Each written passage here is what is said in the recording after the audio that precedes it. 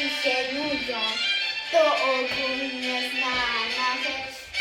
Choć nie trudzą się i mniej brudzą się, ale strasznie nudzą się w deszczu.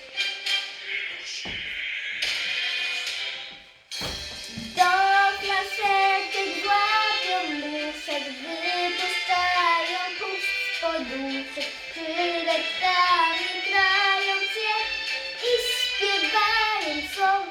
W czasie deszczu dzieci się nudzą, to ogólnie znana rzecz. Choć nie trudzą się i nie brudzą się, ale strasznie nudzą się w deszczu. Nie pogardzą również bratkom, by drzemiącym do tych dziadkach, podpalając brody im wraz z refrenem tym. W czasie deszczu dzieci się nudzą, to ogólnie znana rzecz. Choć nie trudzą się i nie brudzą się, ale strasznie nudzą się w deszczu.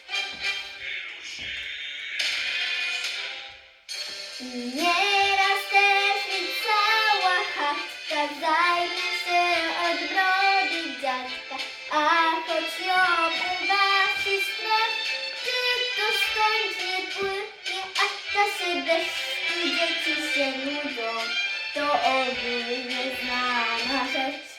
Choć nie trudzą się i nie brudzą się, ale strasznie nudzą się w deszczu.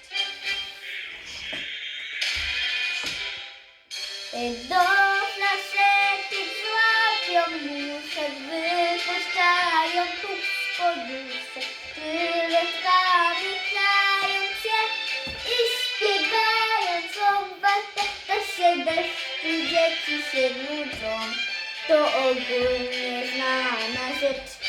Choć nie trudzą się i nie brudzą się, ale strasznie nudzą się w deszczu.